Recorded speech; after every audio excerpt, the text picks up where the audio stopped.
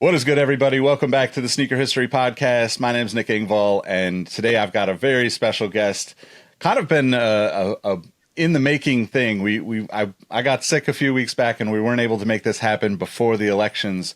But I was really excited to have this conversation and meet this gentleman, at least virtually here. So I wanted to share this conversation with the audience and kind of talk about something that you all know that I'm really passionate about. It's kind of bringing sneakers into the normal everyday life and using it as a way to connect with people. So I want to introduce Zellnor Myrie. He's a congressman from New York. Welcome to the show, Zellnor. Thanks for coming on with me. I'm really looking forward to this conversation.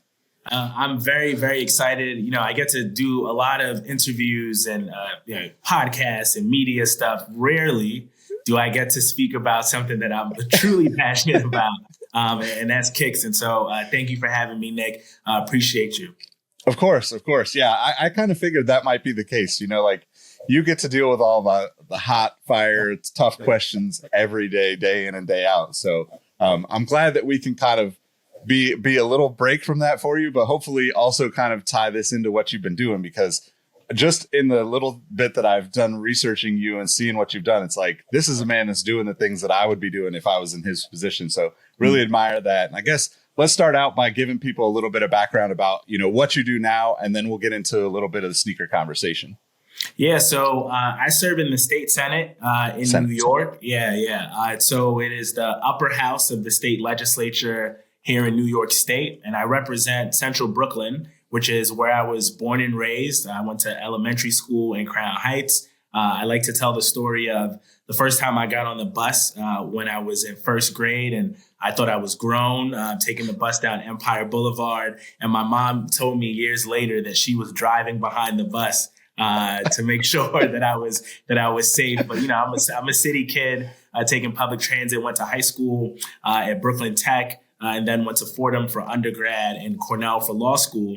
But I ran for the state Senate in 2018. I've been serving there since then. I chair the elections committee. So that is, of course, preeminently on a lot of people's minds. But we've done a lot of things in that space. I've been able to pass legislation around affordable housing. I've done stuff around education, done things around gun safety, and of course around elections and protecting our democracy. And I have thrown my hat into the ring to run for mayor of this great city, the city that I was born and raised in the same city that my parents came to close to 50 years ago. They were both immigrants from Costa Rica. They both worked in factories here in Brooklyn. And my sneakerhead origin story comes from my mom, which I'm sure we're going to get into later. But they're the reasons that I'm here. And that same opportunity that they came to the city for, I'm trying to provide for other folks coming in after me. And so I'm really glad to be with you here today.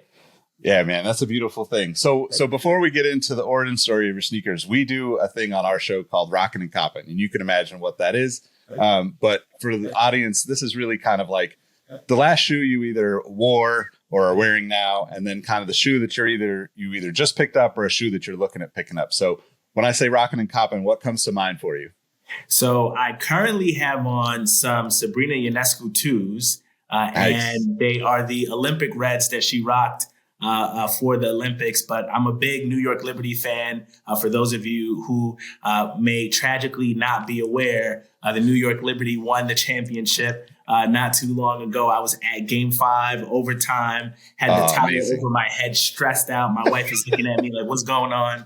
And so I've been a big fan of the team, but obviously a fan of Sabrina's. And so I'm wearing the Sabrina 2s right now. I actually brought them to one of the games that I went to. I was trying to get her to sign it. So Sabrina, if you're listening to this, just know that I'm still trying to get a signed pair, but have been a big supporter of the team and the kicks themselves. I have worn them with my suits, as you see me dressed now, and everyone has complimented them, sneakerhead and non-sneakerhead alike, because they pop. And I really like that, contrast of being able to wear some dark colors, but with a bright red that pops. Yeah, definitely. What's a recent shoe that you've picked up or something that you're looking at kind of, moving forward? There's, always lots of news out there, but what do you focus on, or what catches your attention?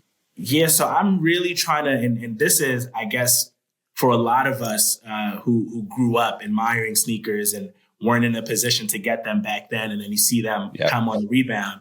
I really want the DTs, the Deion Sanders. And I haven't been able to cop this. I don't think they're like terribly hard to get. I just haven't gotten around to it. But those are a pair that I remember being younger, and anybody that had those, I thought they were like the man, like and so those are some drops that have come through this year that I'm really trying to go after. Yeah, definitely. That's iconic. It's one of those shoes. I think as a kid, for me too, it was like it looks so different. Like compared to everything else that you saw a lot of.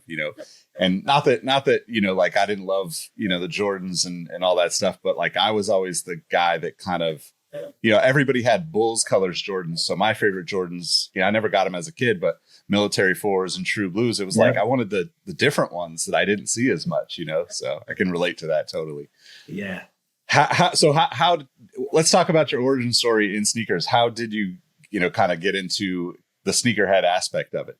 Yeah, and we talking about Jordans and not being able to have them when I was younger. I remember, I came from a real working class family. As I mentioned, both of my parents worked in factories when they got to this country, and then my mom became a small business owner and then a nurse, and my pops was a special education teacher in the Bronx. My mom and my dad split when I was young, so I spent most of my childhood with my mom in Brooklyn, and I remember the first time I asked my mom for a pair of Jordans. This is in elementary school.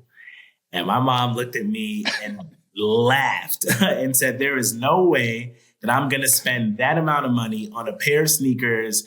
All these big corporations are thieves. They should be investing in our schools. I got the lecture that I'm sure you are familiar with.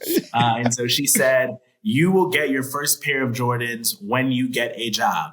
And I remember the first job I got, I worked for summer youth employment, and a lot of the city kids know SYEP.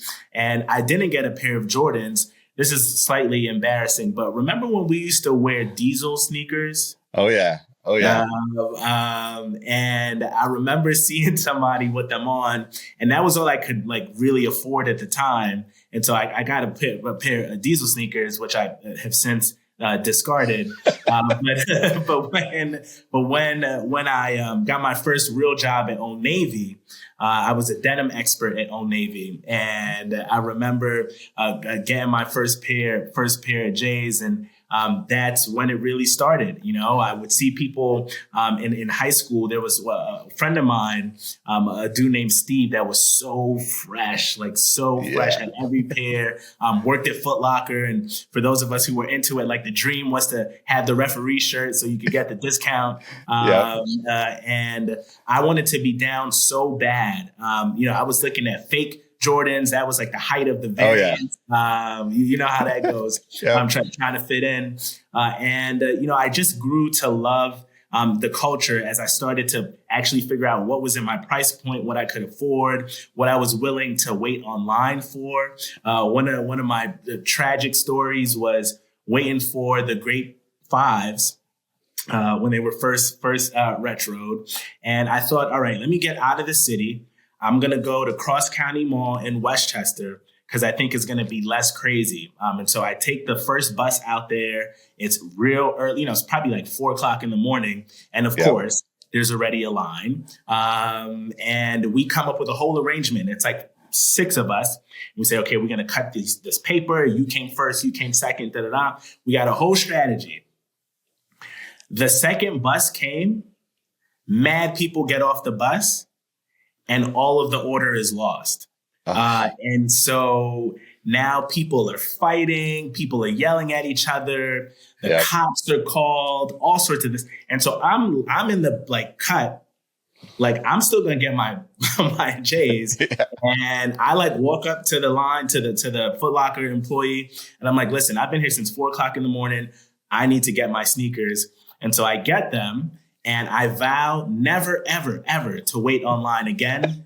And of course, I reneged on that, and we can talk about some of that stuff. but that's the basis of the origin story is, these are things that I had wanted. And, the truth that there's similarities between sneakers, and this is what you do for the culture. They tell a story about the person.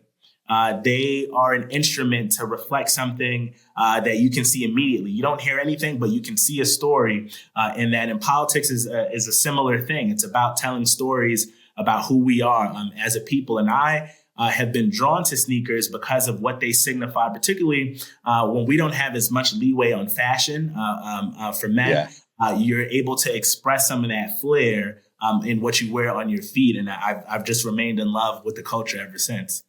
That's awesome, man. Yeah. I mean, I share such a similar story, with, same, my mom had almost word for word the same response the first time I asked for Jordans. And, first job, I did buy a pair of the charcoal nines.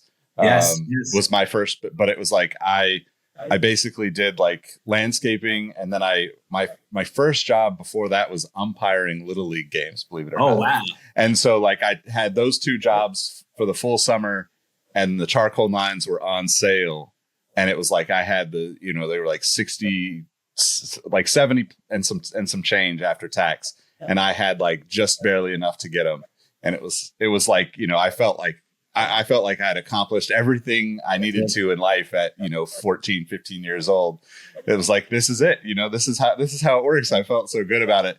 And like you, I have similar experiences, lineups where you're just like, what am I doing here? Like this is it's just, I'm never doing this again. And then, so I think my favorite part about sneakers is like, no matter how many times I'm like, okay, I'm going to slow down. I'm going to back off. I'm going to, focus on other things. Somebody calls and says, hey, you want to go get these? Or, hey, I got these, or I know somebody that has these. And next thing you know, you're right back in the mix. You're spending a bunch of time scrolling on Instagram now. And, back in the day, you're going through message boards and, standing outside and talking to all the guys that are working at those Foot Lockers just to like know what's coming and have those relationships. So I love that you're talking about that in politics too, because, those stories to me is like, it's really just like finding all these people and having people on the show and letting them tell those stories too, because like just recently we had a guy on who's basically collected only Puma for the past like 15, 20 years. And like, it's such a unique angle in this space, but it's like, you being from New York know how like Clyde Frazier has, like he is the man, like he has such exactly what you said. He was the guy that did have the self-expression beyond the sneakers, but then the sneakers took on a life of their own. And, so I love what you're saying about that. And I think, kind of that leads me into one of my next questions is like, I read about your Sneakerhead Day. So talk a little bit about that and like, I guess how you've navigated that, because not only is there just I think a little hesitancy or not hesitancy, there's a little bit of a standardization for the way men dress, and then sneakers being that one thing that we express ourselves with. But beyond that, like, I'm assuming that politics and having to wear the suit and the dress codes that are, whether they're implied or really exist, are things you also have to think about and like, in navigating as you're going through this, political journey that you're on. Yeah, no, I really appreciate this question because it speaks to a lot of people bringing their authentic selves to whatever it is that they're doing. So we actually have a literal dress code in the state Senate for men walking into the chamber. Even if you're not a senator, you have to have a jacket on. That is wow. That's in the rule books. And so there is a dress code on what you have to wear on top, on bottom, but there isn't, at least in statute and code, dress code on what you wear on your feet. But traditionally, people have, it's hard bottom central, right? And so, everyone's wearing shoes. So I remember during COVID, we still had to come up during the legislative session. And so, of course, we were all masked up. We were all suited up. But I was looking very reckless because I hadn't gone to the barber because it was, like we were all all inside, right? And so I remember I had a full grown beard. My hair was looking crazy. And I was like, if I'm going to have to show up and still like wear a suit and look crazy, I'm going to at least be comfortable and I'm not going to be in no hard bottoms. So I remember the first time I walked into the Senate chamber during COVID, I had the DMP sixes on, and nobody stopped me. I walked in and it was regular and there was nothing. And frankly, I have not stopped wearing my sneakers in the chamber since then. And then I started switching it up. And the DMPs, they're black and they have a little bit of gold, so they can like look a little shoe-like. But I started to experiment and get, I've thrown on some dunks. They're doing some other threes that were white. Like really playing around with it, and other people started picking up. I have a close friend of mine in the state Senate, brother from the Bronx named Senator Jamal Bailey, who's also a sneakerhead, who, has been, wearing sneakers and doing the thing. And so we started wearing more stuff and, showing out the catalog, and other people started showing out the catalog as well. So I thought, hold on, why don't we have a day where everybody wears sneakers and we're intentional, and not just the senators, the staff people, the people that clean the building, everybody in the state legislature, in the state capitol, come with your stuff on. And so a couple of years ago, I introduced a resolution to make it Sneaker Day in New York. And let me tell you something, man. We introduced that legislation at the end of the session, when things are at a fever pitch. So we're talking about real important issues that matter to all New Yorkers. This is like drag down fighting, blood on the walls, how politics can be. I introduced that resolution. We had so many Republicans and Democrats speaking in unity about what sneakers meant to them. It was one of the most incredible experiences I've ever had. And people getting emotional talking about what sneakers meant to them, whether it was from a fashion standpoint, whether it was from an athletic standpoint. And man, we had Republicans in Yeezys. We had all sorts of every brand. We had people that weren't really showing out on style, just on comfort. And they're like, why don't I do this every single day? Like, this feels good to me. And that was a real important moment, I think, not just for me as a sneakerhead, but really for the culture, and to demonstrate that this goes beyond any political affiliation.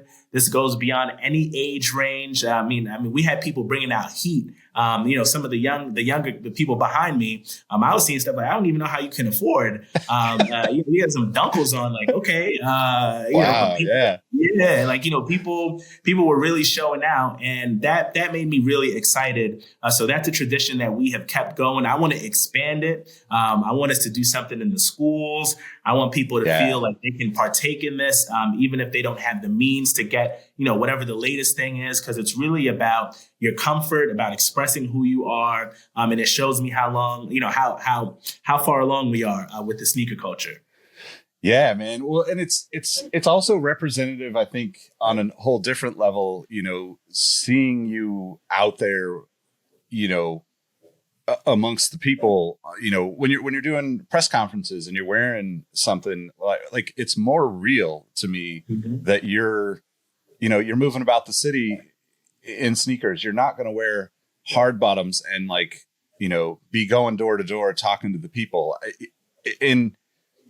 I do think that there's a really interesting dynamic and one of the other questions I wanted to ask you about, or have you at least touch on, is just that dynamic of age, right? Because we definitely are way more accepting, when I started working, in the sneaker world, I interviewed and still interviewed in a shirt and tie, a jacket and hard bottoms, but I was interviewing for jobs that were, essentially selling sneakers or creating content around sneakers or marketing or whatever that is.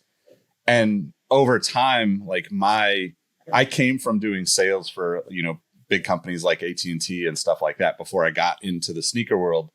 And then, over time, I really try to focus on, my goal is to work with people that understand that I love wearing my Giants hat. I love wearing sneakers, I kind of have that as the almost I love getting dressed up too, but that is my daily comfort. You're going to get the best work out of me as well, I think. And I think we're kind of moving into a place where that is more acceptable. And these types of things are going to spearhead that, making, sneakers normal across so many different places. But what have you kind of seen in that regard on the age difference thing? Because I do think a lot of the rules that we have in place for the younger generation feel like they just are not relevant to them, because we don't wear the same things. We don't even have the same kind of mentality of our parents or grandparents. Not that we don't figure out how to get along and learn from them and all those things, but there's definitely a drastic difference in the way we approach, our regular life in a fashion sense or in a daily, living sense. Yeah, no, there is most certainly. And I think with a lot of things, as you're pointing out, a generational difference in how we approach life, and things that were good for one generation may not necessarily be good for the next. And there's also, things that prior generations fought for that we take for granted now that we would not have had if they didn't break some barriers and say, let me do something a little different. And I think with sneakers, we're doing some of that for the next generation. Some of us, and I think we're in the same age band, remember when being a sneakerhead was very subculture.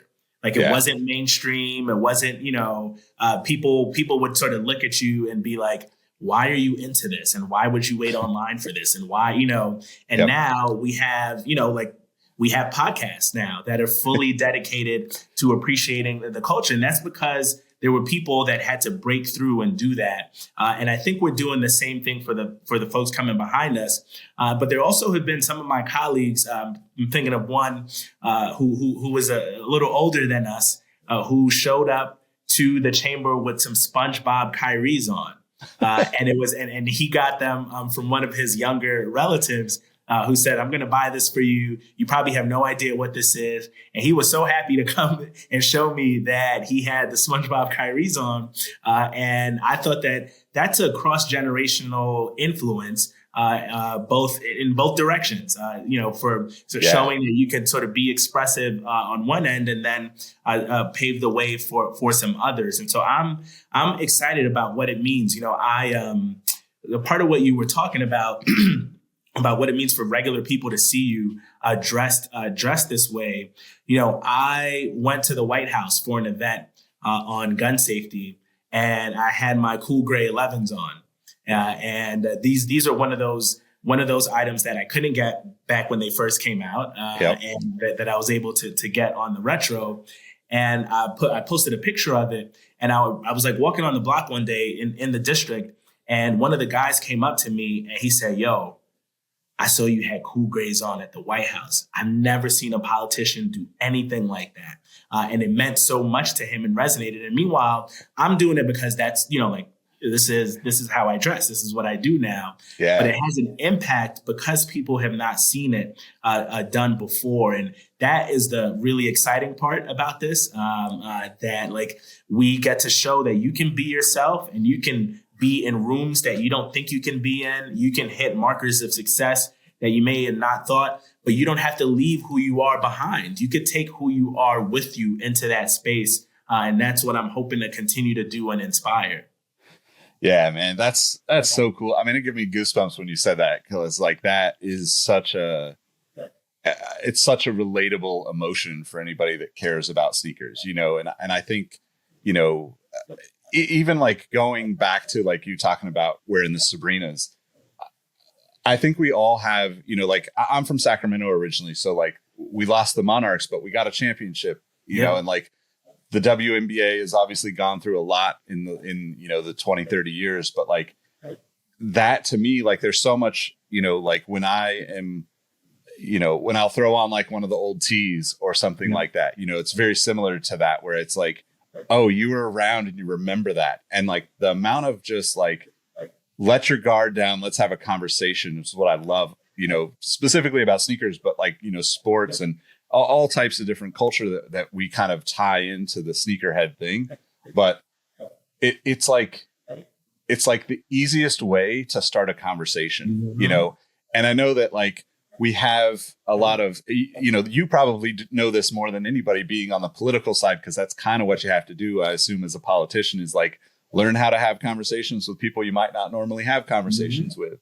But for for the consumer side and like just the, that, I don't know, normal is not the right word, but just like the average person, we're in this time where we're so isolated coming out of COVID, and in the political climate and all of this stuff where like, it's inspiring to me to see you doing this and hear you doing this and hear about it, because it's really what I want to try to continue to do with this show and with all the things I do in the business, to like really kind of just continue to remember that like we're so similar in so many ways. We have so many shared stories, but like really it's a pair of cool gray 11s that like everybody can look at that and be like, oh man. And then seeing you do it at the White House, it's like, that's exactly what we want to see. Like we want to see more of that representation for our little, what we feel like is our little niche sneakerhead community, which is obviously not at this point, because we're, you walk anywhere in the city and you're seeing, dozens of crazy shoes at this point. But I guess like, how do you look at that in terms of, just being out there, like, I guess representing, kind of a group that, especially in politics, probably feels a little underrepresented, like as sneakerheads. Yeah, this is, it's in part why I wanted to do the resolution and to have it become a part of the conversation. I had colleagues who were like, I'm shopping for sneaker day. And I was like, okay, so great. Cool. Like that's amazing. And they're like, well, I don't know exactly what to get. Like, and I'm like, the whole point is that you get whatever you want and you express yourself however you want. And, for the inaugural sneaker day, me and Senator Bailey, we bought the majority leader, Andrea Stewart Cousins. She is the first woman majority leader in the state Senate's 200-year history, first Black woman to do it. And she always wears these beautiful scarves. And it's like incredibly fashionable. And we said, well, what can we get her for sneaker day that could sort of speak to everybody? And we got her some white Uptowns, like just a regular pair, but they were crisp, as you know. And seeing her rock those for sneaker day was like, wow, like this is because white ups are one of those utility sneakers that can both be, a very fresh compliment, or they could look raggedy. And it goes the whole spectrum because they're a useful sneaker. And it's like, I think there's some sneakers that are stepping into that white up space, like the Panda Dunks that like you see, like that are just like, you see people on the train in suits with pandas on, and you see tourists from Asia with pandas on. You see the bodega guy with pandas on.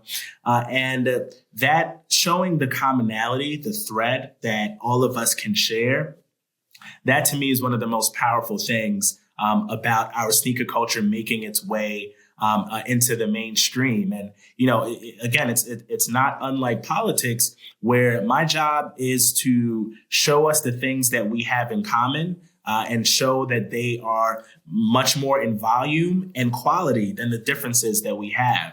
And when we're coming together as much as we can, particularly in these times, we're able to cut through a lot of the noise and see our humanity in each other. It's like, look, if you got something dope on, who cares where you're from, what your political party is, it's just like, yo, nah, that's what's up. Those are, and we, for us, the sneakerhead appreciation is one thing, right? Because you can, like, if you tell me something and you're like, nah, Z, you got that, like that means the world to me. But it's also like an older woman. I was walking down the street one day, clearly not a sneakerhead, clearly not whatever. And she was like, I love those shoes. And like, that's also a form of satisfaction because, again, it shows that there's just a humanity and appreciation. It's the same way that when we look at a beautiful piece of art, or when we look out into the ocean, or we look out into nature and we say, wow, that's amazing.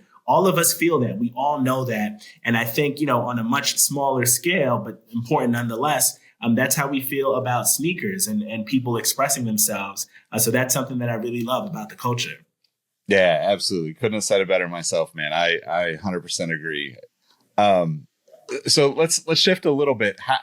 how did you get into politics? Like, what did that, where did that come about for you? Yeah, so I actually so I went to Fordham for undergrad. I was a communications and journalism major. So I actually covered the basketball team for my school paper. Yeah. And I thought I was going to be on Sports Center, ESPN. I thought I was going to be this big sportscaster. And then I took a trip when I graduated to South Africa. I took a community service trip, and it changed my worldview on what I wanted to do with my life. And so I came back, I started volunteering for the local community board, and I was doing all the little stuff that nobody wanted to do. I'm like checking the cracks in the sidewalks. I'm making sure stoplights are working, doing very basic stuff on a volunteer basis. And the chair of that community board ended up becoming a chief of staff for someone on the city council. And he said, "Zeke, you want to come intern for us?" I said, "Sure." This was the Great Recession. So I did not have a job, and was also trying to look to see how I could serve. I ended up being in this office, became the legislative director, the press director, and learned how the operation worked. I eventually left that to go back to grad school. I got my master's in urban studies. I said, I'm not going to do politics. It's too dirty. These people aren't invested in people. Never again. I'll figure out how to serve some other way. I go to law school, and then I do a lot of public interest stuff in law school. I did the Cornell Legal Aid. I did a lot of work teaching in our prisons, upstate New York, where I saw up close what the impact of the system was on people. And then I worked for a law firm coming out of law school. And then there was a big national election where I looked inside and said, what am I doing to serve the community I was born and raised in? I looked at the problems that our community was faced with. I grew up in a rent stabilized apartment, and our rent stabilization laws were controlled by Albany, which is where our capital is. I looked at the future of public safety. I grew up in neighborhoods that were plagued by gun violence. A lot of those laws were controlled by Albany. I thought about the climate and how things were changing and what we were doing, again, controlled by Albany. And so I said, we got to step up in this moment. I'm going to run for state senate. And everybody told me, you're too young. You're not going to have the money to do it. You're running against a big machine, people who have done this for many years. And I said, I got to stand up for my community. I would not be who I am today if this community didn't invest in me. I went to after school programs that kept me off the street. I went to a public school that gave me a world-class education. How could I not fight for that same opportunity for the people coming behind me? So we stepped up, we ran, we won. And since being in the Senate, we've been doing a lot of good work. But that's the abbreviated version of how we ended up in politics.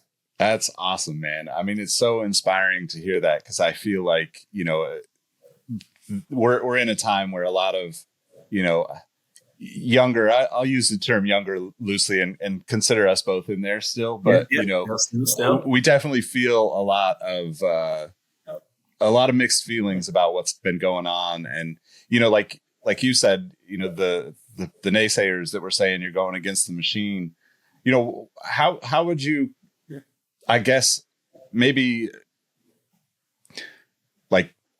what kind of advice would you have for like the sneaker enthusiasts that are listening to this right now that have had that thought of like, getting involved in politics, giving back to the community, to me, that's something I would love to see more people get inspired to be a part of. But at the same time, like, it's heavy right now. The political climate is very, heavy for a lot of people. So any words of advice for that, like, next generation?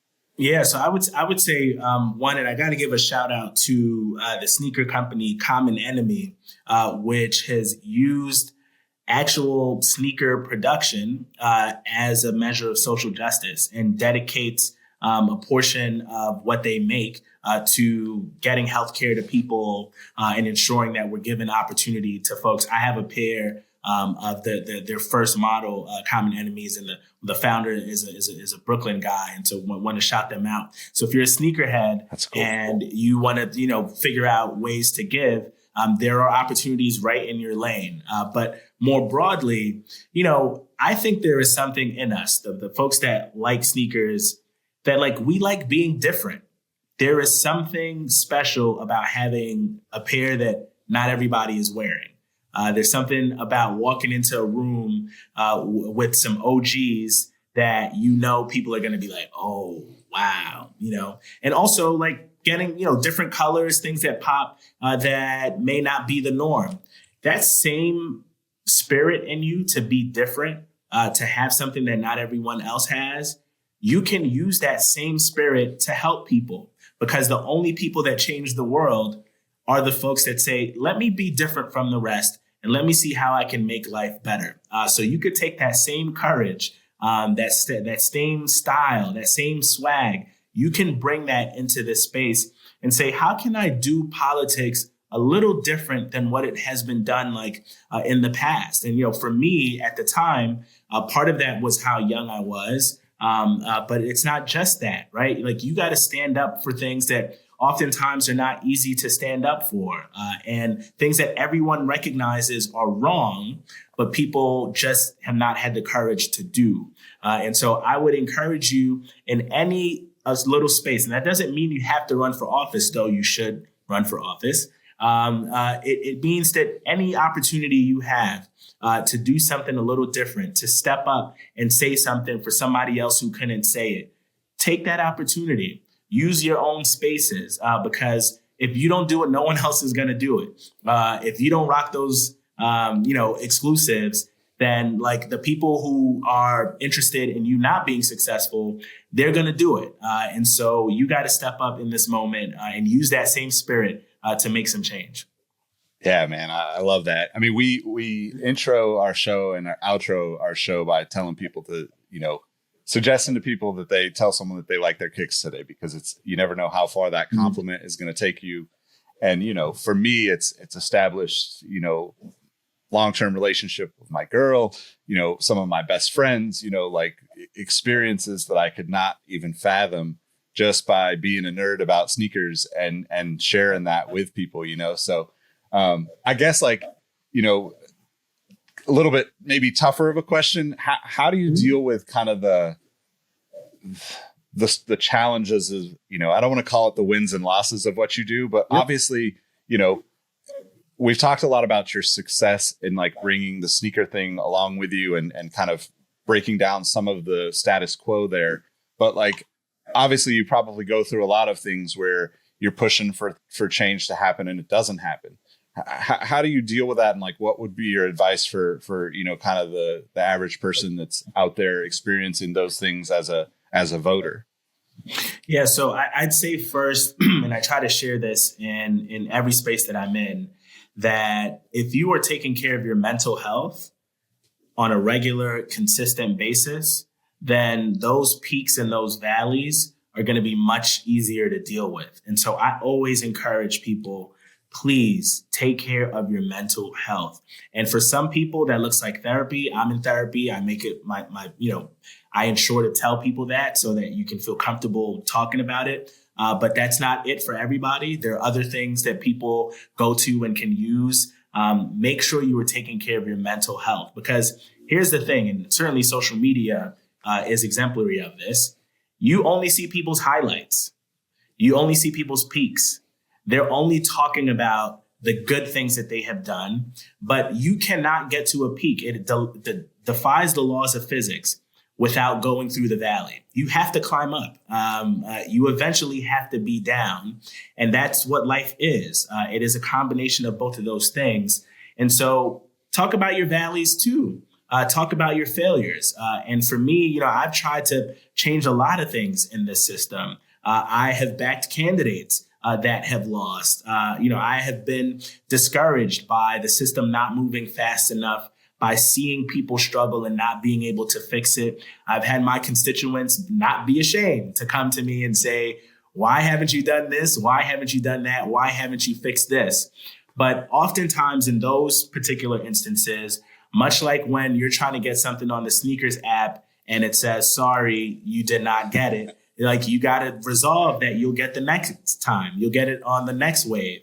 And there will be a next time. And that is what has helped me get through some of the challenges is to say, look, I might not have gotten the win here, but I have made progress, and it's an opportunity for me to be even better the next time. And so don't get discouraged, right? We don't get every pair that we want, but you get the pairs that you need. And that's what has given me solace in some of my valleys. Yeah, that's a great way to put it. All right, so I'm gonna hit you with the toughest question of the conversation. What's your favorite pair? Or let's say what's your favorite 3 pairs? What are the 3 favorite pairs that come to mind? Because that gives you a little bit of leeway, and I can get a little bit more of your style preferences out of that for the audience. Yes. Okay. All right. That does give me some more leeway. Okay. So, Space Jam 11s to me, clean, classic, tied to childhood memories. Like that is definitely up there. I had, this is a little embarrassing because I can't find them and they're in storage somewhere. I had the Huff tie-dye Nike SBs highs.